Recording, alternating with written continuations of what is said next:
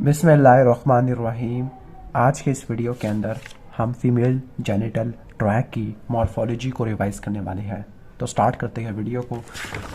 अब इस चैप्टर के अंदर आपने इन्फेक्शंस, ट्रॉमा, इसके अलावा कुछ गेस्टेशनल पैथोलॉजी को स्टडी करना है। तो स्टार्ट करते हैं। सबसे पहला मॉर्फोलॉजी है herpes simplex virus infection of genital track. तो जेनिटल हर्पीज होता है उसकी मॉर्फोलॉजी क्या है? हर्पीज सिम्प्लेक्स वायरस की वजह से होता है। जब आप बायोप्सी करते हो उस टाइम तक ये अल्सीरेट कर चुका होता है एपिथेलियम को। तो नंबर 1 पॉइंट क्या होगा? अल्सीरेशन देखने को मिलती है। ओके। और जब एपिथेलियम की शेडिंग होती है, डीस्क्वेमेशन होती है, तो आपको इन्फ्लेमेशन देखने को मिलती है। तो number 1 ulceration, number 2 acute inflammation in the ulcer bed. दूसरा पॉइंट हमारा यह हो जाएगा। तीसरा चीज़ ये है कि अगर हम स्मीयर लेते हैं तो स्मीयर लेने पे आपको क्या नज़र आता है? साइटोपैथिक चेंजेस है, जिसमें आपको मल्टी न्यूक्लिएटेड स्क्वेमस सेल देखने को मिलेंगे और इनके अंदर eosinophilic to basophilic viral inclusions होगा with a ground glass pattern. तो हम मॉर्फोलॉजी को 2 में डिवाइड करते हैं, ग्रॉस, माइक्रोस्कोपिक। ग्रॉस के अंदर आपको क्या देखने को मिलेगा? अल्सरेशन देखने को मिलेगी और आपको अल्सर बेड के अंदर एक्यूट इन्फ्लेमेशन जिसमें एडिमा, स्वेलिंग, रेडनेस देखने को मिलती है। जब आप माइक्रोस्कोपिक एग्जामिनेशन करते हैं, स्मीयर लेते हैं, तो वहाँ पे आपको मल्टी न्यूक्लिएटेड स्क्वेमस सेल देखने को मिलता है।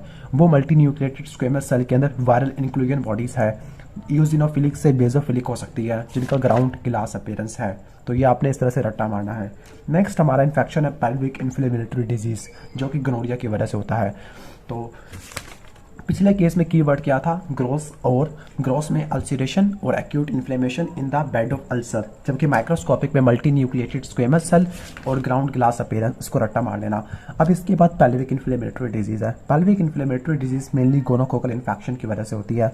नंबर 1 आपको क्या देखने को मिलेगा? Acute inflammation. उसमें भी एक्यूट इन्फ्लेमेशन था, इसमें भी एक्यूट इन्फ्लेमेशन है। जब हम स्मीयर लेते हैं कल्चर वगैरह से, तो फिर क्या होगा? इसमें आपको ग्राम नेगेटिव डिप्लोकोकाई देखने को मिलेगा विद इन द न्यूट्रोफिल। तो पहला बात कि ये जो स्क्रीनिंग के लिए ये करेंगे, लेकिन जो डेफिनेटिव डायग्नोसिस है उसके अंदर गोनोकोकस के आरएनए और डीएनए को देखा जाता है। तो number 1 acute inflammation, number 2 gram negative bacteria with in the neutrophil. Points बना लेते हैं, थोड़ा याद करने में आसानी होती है। ओके। लेकिन डायग्नोसिस के लिए आपको आरएनए और डीएनए दोनों चाहिए होता है। जब इन्फेक्शन फैलेगा, जो एंडोमेट्रियम होती है वो बच जाएगी, लेकिन फैलोपियन ट्यूब के अंदर क्या होगा? फैलोपियन ट्यूब के अंदर एक्यूट सुपेरेटिव साल्पिंजाइटिस देखने को मिलेगा। ओके। यानी एंडोमेट्रियम को कुछ नहीं होगा, लेकिन जो फैलोपियन ट्यूब है उसकी इन्फ्लेमेशन देखने को मिलेगी। This is called acute suppurative salpingitis. Okay. अब इसके अंदर क्या क्या चीज़ें होगी? उसमें ट्यूबल म्यूकोजा, फैलोपियन ट्यूब का म्यूकोजा कंजेस्टेड होगा, न्यूट्रोफिल होगी एक्यूट इन्फ्लेमेशन की। लेकिन क्रॉनिक इन्फ्लेमेशन के प्लाज्मा सेल और लिम्फोसाइट भी देखने को मिलते हैं, जिनकी वजह से एपिथेलियम की इंजरी होगी और जो प्लेके होते हैं उनकी स्लफिंग देखने को मिलती है। ओके, ठीक हो गया। तो सबसे पहले हमने क्या नोट किया? गोनोकोकल इन्फेक्शन में एक्यूट इन्फ्लेमेशन होती है म्यूकोजा की, ग्राम नेगेटिव डिप्लोकोकाई है। अगर ये एक्यूट सुपेरेटिव साल्पिंजाइटिस करवाए तो इसमें क्या मॉर्फोलॉजी देखने को मिलेगी? एक्यूट सुपेरेटिव साल्पिंजाइटिस के अंदर कंजेशन देखने को मिलती है, नंबर 1। नंबर 2 न्यूट्रोफिलिक इन्फिल्ट्रेशन और ल्यूकोसाइटिक इन्फिल्ट्रेशन है। नंबर 3 जो ट्यूबल ल्यूमिन होता है वो पुरुलेंट एक्सुडेट से भर जाएगा, खासतौर पर जो फिम्ब्रिएटेड एंड से, जहाँ से लीक करना शुरू कर देगा। तो नंबर 1 सेपरेट तो हमने पढ़ लिया फैलोपियन ट्यूब। अगर ये ओवरी तक जाएगा तब इस कंडीशन को बोलते हैं साल्पिंजो ओवोफोराइटिस। ठीक हो गया। और अगर बस ओवरी और ट्यूब दोनों के अंदर जमा होना शुरू हो जाए तो इन्फ्लेमेशन नहीं बल्कि इसको कहेंगे ट्यूबो ओवेरियन एब्सेस। और अगर ट्यूब के ल्यूमिन के अंदर हो जाए तब इसको पायोसेल्पिंग्स कहते हैं। ये इसके सेपरेट बता रही है। ओके, ठीक हो गया। तो इस तरह से आपने इसको रट्टा मार लेना है। जैसे जैसे टाइम गुजरता रहता है तो जो इन्फेक्टिव ऑर्गेनिज्म है वो डिसअपियर हो जाते हैं, लेकिन जो ट्यूबल प्लेके है जिसमें एपिथेलियम ही नहीं है वो आपस में चिपक जाते हैं, स्कारिंग हो जाती है। जब स्कारिंग हो जाएगी तो स्कारिंग से ग्लैंड लाइक स्पेसेस बनना शुरू हो जाती है और ब्लाइंड पाउचेस बनना शुरू हो जाएंगे। उस ब्लाइंड पाउचेस को, यानी अगर आप इस डायग्राम में देखो, स्कारिंग देखने को मिलेगा फाइब्रोटिक टिश्यू की और प्लेके आपस में मिल जाएंगे, जिसकी वजह से ग्लैंड लाइक स्पेसेस क्रिएट हो जाएगी और इस स्कारिंग की वजह से आपको ब्लाइंड पाउचेस देखने को मिलते हैं, जिसको क्रॉनिक साल्पिंजाइटिस कहते हैं। ओके, ये आपको क्रॉनिक साल्पिंजाइटिस में देखने को मिलता है जिसमें ब्लाइंड पाउचेस होते हैं। ओके। और इसके बाद क्या है? जो स्कारिंग होती है वो ओवोसाइट की पैसेज वे को प्रिवेंट करती है, जिसकी वजह से इनफर्टिलिटी या एक्टोपिक प्रेगनेंसी हो सकती है। अगला कॉम्प्लिकेशन है हाइड्रोसेल्पिंग्स। हाइड्रोसेल्पिंग्स हो सकती है अगर फिम्ब्रियाई वाले और ट्यूबल सिक्रेशन और ट्यूबल डिस्टेंशन इसकी वजह से हो। फॉर एग्जांपल कि अगर फिम्ब्रियाई फ्यूज कर गई हो और ट्यूबल सिक्रेशन की या ट्यूबल डिस्टेंशन की एकोमुलेशन हो गई है, उसकी वजह से हाइड्रोसेल्पिंग्स हो सकता है, यानी fluid accumulation in the fallopian tube. Okay, तो ये तो हो गया गोनोकोकल इन्फेक्शन। तो अब तक हमने गोनोकोकल इन्फेक्शन को असल में स्टडी किया था। अब हम करते हैं पेल्विक इन्फ्लेमेटरी डिजीज। तो जो पेल्विक इन्फ्लेमेटरी डिजीज है, मैंने शुरू में कहा था कि गोनोकोकस से होती है, हालांकि गोनोकोकस से नहीं होती, बल्कि ये स्टेफिलोकोकस, स्ट्रेप्टोकोकाई या दूसरे इन्वेडर से होती है, या वैसे मेनली गोनोकोकस से भी हो सकती है, लेकिन दूसरी चीज़ों से होती है। इस केस में क्या होगा, इस केस में स्ट्रेप्टोकोकाई या स्टेफिलोकोकाई से जो पीआईडी होगा वो म्यूकोजा या ट्यूबल ल्यूमेन को इन्वॉल्व नहीं करता, बल्कि ये डीपर टिश्यू को इन्वॉल्व करना शुरू कर देगा। जो इन्फ्लेमेशन है वो सीरोजो को इन्वॉल्व करती है, ब्रॉड लिगामेंट को, पेल्विस स्ट्रक्चर को इनको इन्वॉल्व करती है, बैक्टीरिया भी हो सकता है। तो अगर हम कंपेयर करते हैं गोनोकोकस के पीआईडी और स्टेफिलोकोकस और स्ट्रेप्टोकोकल वाले, तो इसमें क्या फ़र्क होता है। जो स्टेफिलोकोकल और स्ट्रेप्टोकोकल वाला होता है ये म्यूकोजा को इन्वॉल्व नहीं करते, लेकिन वो इन्फ्लेमेशन करवाते हैं म्यूकोजा की। ठीक हो गया। ओके, ये म्यूकोजा की और ल्यूमेन की इन्वॉल्वमेंट नहीं करते, बल्कि ये डीपर टिश्यू लेयर को इन्वॉल्व करते हैं। ओके, इनका सेपरेट बताया हुआ है, और फिर ये बैक्टीरिया करवा सकते हैं। तो ये 3 पॉइंट्स को रट्टा मार लेना, म्यूकोजल, डीपर टिश्यू लेयर, आगे जो के स्ट्रक्चर को इन्वॉल्व करता है, जबकि वहाँ पर एक्यूट सुपरेटिव साल्पिंजाइटिस था, साल्पिंजो ओवोफोराइटिस था, ट्यूबो ओवेरियन एब्सेस था, पायोसाल्पिंग्स था, क्रॉनिक साल्पिंजाइटिस था, हाइड्रोसाल्पिंग्स था। नेक्स्ट है हमारा टॉपिक, वो है स्क्वेमस नियोप्लास्टिक लीजन, यानी वुल्वर इंट्राएपिथेलियल न्यूप्लेजिया और vulvar squamous cell carcinoma. Okay, तो जो वुल्वर कार्सिनोमा होता है, कहते हैं मेनली 2 टाइप का होता है। एक होता है बेसिलॉइड वार्टी कार्सिनोमा, जो कि ह्यूमन पैपिलोमा वायरस से होता है, जबकि केराटिनाइजिंग जो कि ह्यूमन पैपिलोमा वायरस से नहीं होता। तो जो क्लासिकल, अब जो इसकी जो प्रीकर्सर लीजन होती है वुल्वर कैंसर की, वो होती है वुल्वर इंट्राएपिथेलियल न्यूप्लेजिया। ओके, तो इसको मजीद 2 में डिवाइड करते हैं, एक क्लासिकल होती है, एक डी डिफरेंशिएटेड होती है। तो क्लासिकल वीएन देख लेते हैं। ओके, जो क्लासिकल होती है उसमें जो लीजन्स होती है वो डिस्क्रीट होती है, वाइट होती है, दिस इज कॉल्ड हाइपर केराटोटिक।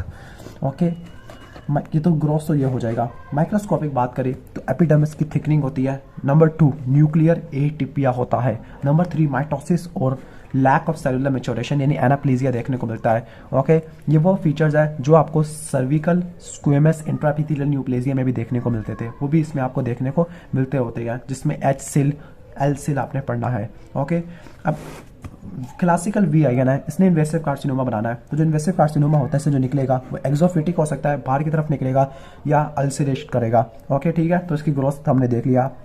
अब हिस्टोलॉजिकल एग्जामिनेशन के अंदर जो बेसिलॉइड कार्सिनोमा होता है, ओके, उसके अंदर नेस्ट और कॉर्ड्स होते हैं। ओके, तो पहला तो हमने क्लासिकल पढ़ लिया। क्लासिकल में क्या नजर आते हैं, स्मॉल इमेच्योर सेल होते हैं, इन्वेरिया नहीं होती इतनी ज़्यादा। बेसिलॉइड के अंदर HPV पॉजिटिव होता है, ये भी, इसमें स्मॉल इमेच्योर सेल होते हैं, लेकिन आपको नेक्रोसिस का फोकाई देखने को मिलता होता है, और ये बेसल लेयर ऑफ एपिथेलियम को रिजेंबल करते होते हैं।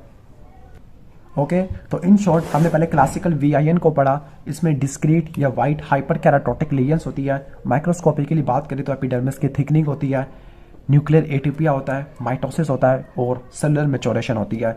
अब इससे जो कैंसर निकलेंगे वो 2 टाइप के कैंसर होते हैं। एक तो हमारा ये वाला कैंसर है जिसको आप क्या बोलते हैं, बेसिलॉइड कार्सिनोमा। ओके, बेसिलॉइड वार्टी कार्सिनोमा, बेसिलॉइड और वार्टी, और एक केराटिनाइजिंग स्क्वेमस सेल कार्सिनोमा। तो पहला आप पढ़ लो जो हमारा होगा वार्टी वाला, जिसमें एक्सोफिटिक लीजन देखने को मिलती है, जबकि बेसिलॉइड कार्सिनोमा पहले बेसिलॉइड को एक्सप्लेन करता है। बेसिलॉइड के अंदर स्मॉल सेल्स होती है जिनकी मैच्योरेशन नहीं होती, बेसल लेयर को इन्वॉल्व करता है, ट्यूमर के सेंटर में नेक्रोसिस होता है। लेकिन जो वार्टी कार्सिनोमा है, वार्टी कार्सिनोमा में एक्सोफिटिक पैपिलरी स्ट्रक्चर देखने को मिलता है, कोइलोसिटिक एटिपिया। दूसरी टाइप है डी डिफरेंशिएटेड। डी डिफरेंशिएटेड के अंदर आपको एटिपिया देखने को मिलेगा बेसल लेयर का, लेकिन सुपरफिशियल लेयर बिल्कुल सही होगी। ठीक हो गया। जो invasive keratinizing squamous cell carcinoma वो इसी से निकलता होता है, डिफरेंशिएटेड विन से निकलता होता है। तो इसके अंदर नेस्ट और टंग्स होते हैं किसके, मैलिग्नेंट स्क्वेमस सेल के, जिसमें केराटिन पल्स देखने को मिलती है। केराटिन पल्स हमने स्किन वाले में भी पढ़नी है। इन शॉर्ट अगर मैं इसको रिवाइज करवा दूं तो 2 टाइप का होता है, वुल्वर इंट्राएपिथेलियल न्यूप्लेजिया, डिस्क्रीट और वाइट, जिसको हाइपर कैराटोटिक कहते हैं। ग्रोसली तो हाइपर कैराटोटिक है। माइक्रोस्कोपिकली देखा जाए एपिडर्मिस की थिकनिंग होती है, न्यूक्लियस का एटिपिया होता है। ओके, माइटोसिस काफ़ी ज़्यादा हुई बड़ी होती है, और सेलुलर मैच्योरेशन खत्म हो जाती है। इसके बाद जो इन्वेसिव कार्सिनोमा से निकलते होते हैं वो एक्सोफिटिक या इंड्यूरेटेड होते हैं। हिस्टोलॉजिकली देखा जाए तो जो बेसिलॉइड होते हैं उसमें नेस्ट और कॉर्ड्स होते हैं सेल्स के, जिनमें आपको टाइटली पैक्ड सेल देखने को मिलते हैं, मैच्योरेशन इनमें नहीं होती, बेसल लेयर को रिजेंबल करते हैं। ओके, जबकि हमारा जो वार्टी है, वार्टी में आपको एक्सोफिटिक ग्रोथ देखने को मिलती है। ओके, आर्किटेक्चर पैपिलरी होता है, कोइलोसिटिक होता है। जो डिफरेंशिएटेड है इसमें बेसल लेयर का एटीपिया होगा, लेकिन नॉर्मल डिफरेंशिएशन होती है स्क्वेमस लेयर की, that is why this is called differentiated. जो इन्वेसिव कार्सिनोमा निकलेगा वो केराटिनाइजिंग होता है, उसमें नेस्ट और कॉर्ड्स होते हैं किसके, मैलिग्नेंट स्क्वेमस सेल के, केराटिन पल्स देखने को मिलता है। इसके बाद पेजर डिजीज है, एक एक्स्ट्रा मेमोरी पेजर डिजीज है और एक पेजर डिजीज ऑफ निप्पल है, ठीक है। तो जो एक्स्ट्रा मेमोरी पेजर डिजीज होता है ये उससे डिफरेंट होता है, ये वुल्वर का लीगन है। वुल्वा के अंदर ये pruritic red crusted map like area होता है, किसके ऊपर, लेबिया मेजोरा के ऊपर। दूसरा पेजर डिजीज ऑफ निप्पल है जिसको मेमोरी पेजर डिजीज कहते हैं, ओके। अगर हम कंपेयर करते हैं तो पेजर डिजीज ऑफ निप्पल के अंदर अंडरलाइंग डक्टल कार्सिनोमा इन साइटू होता है, लेकिन वुल्वर पेजर के अंदर कोई अंडरलाइंग कैंसर नहीं होता और ये वुल्वर एपिडर्मिस तक कन्फाइंड होता है। ट्रीटमेंट इसके अंदर सर्जिकल एक्सजन होता है, ओके। तो जो पेजर डिजीज है वो इंट्रापिथेलियल प्रोलिफरेशन होती है, एपिथेलियम के अंदर मैलिग्नेंट सेल की प्रोलिफरेशन होती है। पेजर सेल की निशानी ये है कि ये केराटिनोसाइट से बड़े होते हैं, ओके, और ये सिंगल भी हो सकते हैं या छोटे छोटे क्लस्टर की फॉर्म में हो सकती है एपिडर्मिस के अंदर। इनके अंदर म्यूकोपॉलीसैकेराइड होगा जो कि पीरियोडिक एसिड स्किफ स्टेनिंग लेगा। इसके अलावा आपको अगर हम स्क्वेमस एपिथेलियम से ऐसे कंपेयर करते हैं तो जो सेल्स होते हैं उनके अंदर साइटोकेराटिन होता है, ठीक है, साइटोकेराटिन, इसको उल्टा मार लेना। इसके बाद हम नेक्स्ट चलते हैं हम मॉर्फोलॉजी, वो है हमारा सेल, स्क्वेमस इंट्रापिथेलियल लीजन या सर्विकल इंट्रापिथेलियल न्यूप्लेजिया, ओके। तो जो डायग्नोसिस होता है सेल का, अब सेल मजीद दो टाइप का होता है, लो सेल, एज सेल। तो जो माइल्ड होता है वो लो सेल होता है, moderate severe carcinoma in situ high grade cell होता है।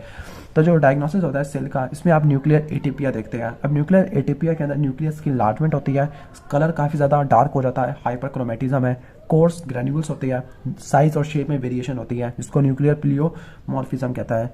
और जो न्यूक्लियर चेंजेस होती है उसके साथ आपको साइटोप्लाज्मिक हेलोस देखने को मिलते हैं। तो number 1 nuclear atypia, number 2 cytoplasmic halos. Cytoplasmic halos होते क्या है, ये पेरी न्यूक्लियर वैक्यूल्स होते हैं, ओके, न्यूक्लियस को सराउंड करने वाली वैक्यूल्स होते हैं। और ये इसलिए बनते हैं क्योंकि ह्यूमन पैपिलोमा वायरस ने जो प्रोटीन इनकोड करनी होती है, खासतौर पर जो E5 है वो एंडोप्लाज्मिक रेटिकुलम की तरफ लोकलाइज कर जाती है, जिसकी वजह से पेरीन्यूक्लियर हेलोस कहते हैं। तो जो पेरीन्यूक्लियर हेलोस और न्यूक्लियर अल्टरेशन, इन दोनों को मिला के हम कोइलोसिटिक एटीपिया, ओके। तो जो पेरीन्यूक्लियर हेलोस है वो पेरीन्यूक्लियर वैक्यूल्स होते हैं, क्यों होते हैं, HPV इनकोडेड प्रोटीन E5 की वजह से होते हैं। जबकि न्यूक्लियर एटीपिया के अंदर आपको nuclear enlargement, hyperchromatism, coarse chromatin granules, variation in nuclear size and shape देखने को मिलता है, ओके। अब आपने सेल को स्क्वेमस इंट्रापिथेलियल न्यूप्लेजिया को दो में डिवाइड करना है, लो सेल और high cell, okay, low grade या हाई ग्रेड। तो आप किस तरह से करते हो, आप इस तरह से देखते हो कि जो इमेच्योर सेल्स है उनकी एक्सपेंशन कितनी है नॉर्मल लोकेशन से, नॉर्मल बेसल लोकेशन से। अगर ज़्यादा एक्सपेंड कर रहे हैं तो उसका मतलब हाई ग्रेड है, कम कर रहे हैं तो लो ग्रेड है। अगर इमेच्योर स्क्वेमस सेल अगर लोअर 1/3 में कन्फाइंड है तब इसको लो सेल कहते हैं, लेकिन अगर वो अपर 2/3 में आना शुरू हो जाती है तब उसको H सेल कहते हैं, ओके। अब हिस्टोलॉजिकल फीचर देख लेते हैं लो सेल के। अब हिस्टोलॉजिकल फीचर्स होते हैं वो HPV रेप्लिकेशन से, होस्ट की सेल ग्रोथ और जीन एक्सप्रेशन से कोरिलेट करते होते हैं, ओके, ठीक हो गया। यानी अगर वायरल लोड ज़्यादा होगा, वायरल लोड को देखने के लिए आप फ्लोरिसेंस इन सिटू हाइब्रिडाइजेशन करते हैं HPV DNA के लिए, तो वो आपको मैच्योरिंग केराटिनोसाइट में देखने को मिलेगा, वो भी अपर हाफ के अंदर, जितना ज़्यादा वायरल लोड होगा। अब जो E6 E7 होती है सेल साइकिल की अरेस्ट को प्रिवेंट कर देती है, जिसकी वजह से जो अपर सेल्स होते हैं वो जल्दी जल्दी से डिवाइड करना शुरू कर देते हैं, ओके, ठीक हो गया। और वो मार्कर्स को एक्सप्रेस करना शुरू कर देते हैं जो कि बेसल लेयर के अंदर मौजूद होते हैं। और इस डिस्टर्ब ग्रोथ रिटार्डेशन की वजह से P16 की ओवर एक्सप्रेशन हो जाती है। अब Ki67 और P16 ये कोरिलेटेड होते हैं किसके साथ, ह्यूमन पैपिलोमा वायरस के इन्फेक्शन के साथ, और ये यूज होते हैं फॉर डायग्नोसिस, ठीक हो गया। तो इसको रिवाइज कर लेते हैं।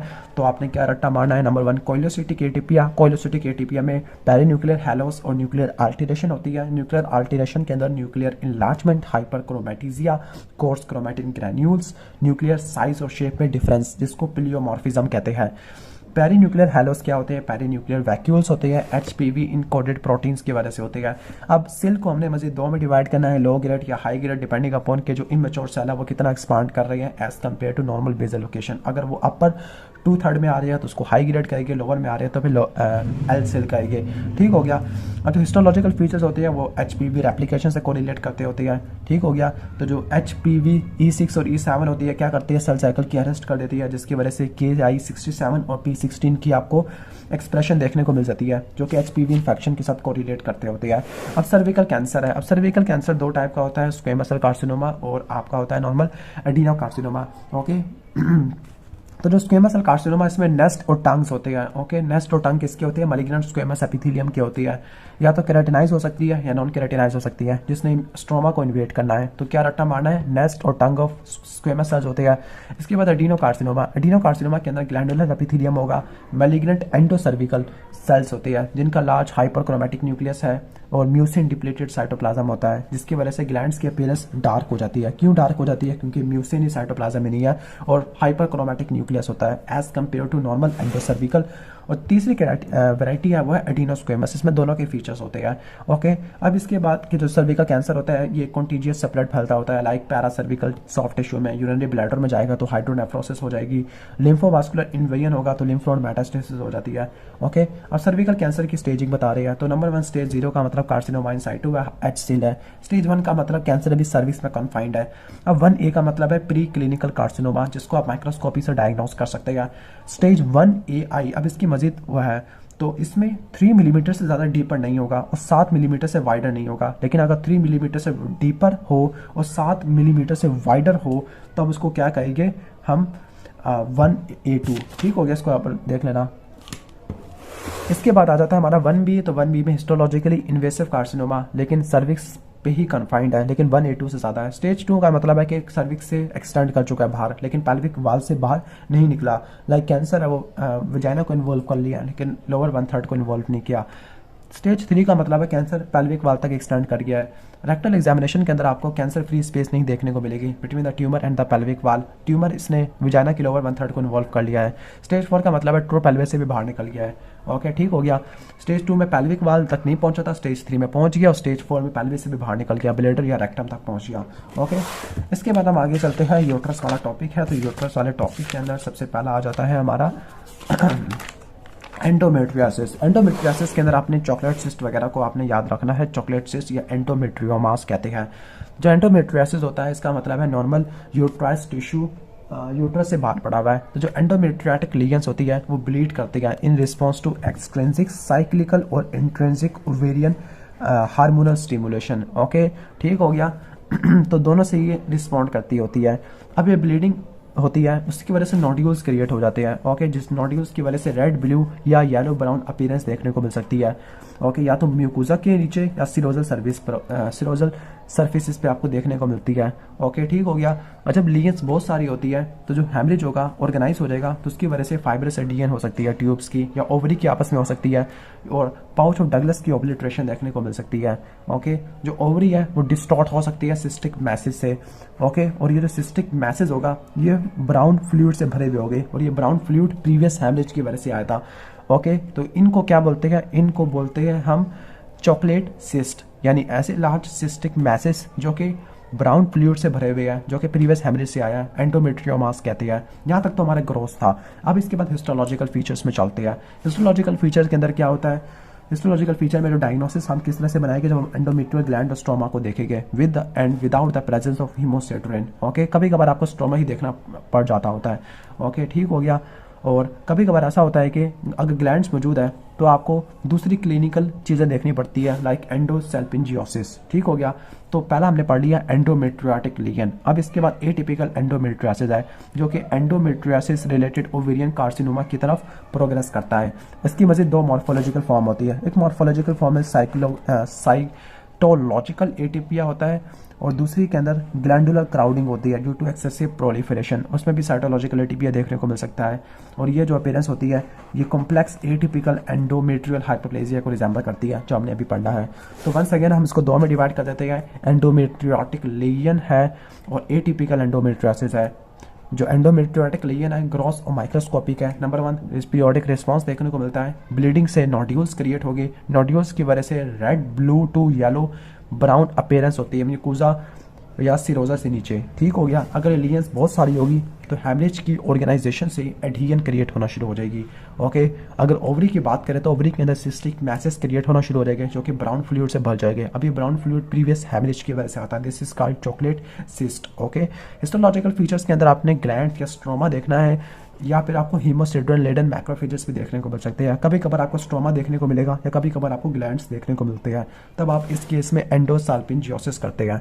ओके, नेक्स्ट है एटिपिकल एंडोमेट्रियोसिस, जो कि एंडोमेट्रियोसिस रिलेटेड ओवेरियन कैंसर की तरफ जाता है। इसकी मजीद दो होती है, एक में साइटोलॉजिकल एटीपिया होता है लेकिन आर्किटेक्चरल चेंजेस नहीं होती, दूसरे के अंदर ग्लैंडुलर क्राउडिंग होती है due to excessive epithelial proliferation.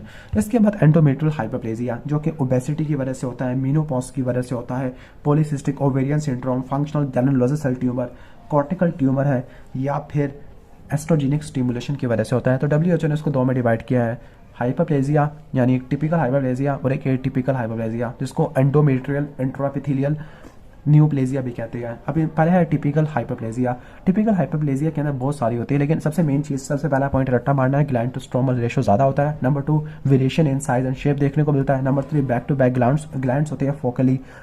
Number 3, intervening stroma retained होता है। ओके, ये लिगेंड्स परसिस्टेंट एस्ट्रोजन की वजह से होती है। और जो हाइपरप्लेजिया सिस्टिक एट्रोफी की तरफ इवॉल्व कर जाता है अगर हम एस्ट्रोजन को निकाल देते हैं। एटीपिकल की बात करते हैं तो एटीपिकल के अंदर कॉम्प्लेक्स पैटर्न देखने को मिलता है प्रोलिफरेटिंग ग्लैंड्स का, जिसमें न्यूक्लियर एटीपिया होगा। इंडिविजुअल सेल्स के अंदर परपेंडिकुलर ओरिएंटेशन खत्म हो जाती है। न्यूक्लियस के अंदर वेजिकुलर क्रोमैटिन और कॉन्स्पिक्यूअस न्यूक्लियोलाई देखने को मिलता होता है। ओके, इसके बाद एंडोमेट्रियल कार्सिनोमा। जो एंडोमेट्रियल कार्सिनोमा मजीद दो टाइप का होता है, एंडोमेट्रियोइड और सीरस कार्सिनोमा। तो पहला है एंडोमेट्रियोइड। ओके, तो जो एंडोमेट्रियोइड होता है ये 55 से लेकर 65 में होता है। Unopposed estrogen, obesity, hypertension, okay, diabetes की वजह से होता है। जबकि टाइप 2 वाला एट्रोफी थिन फिजिक वाले में देखने को मिलता है। टाइप 1 में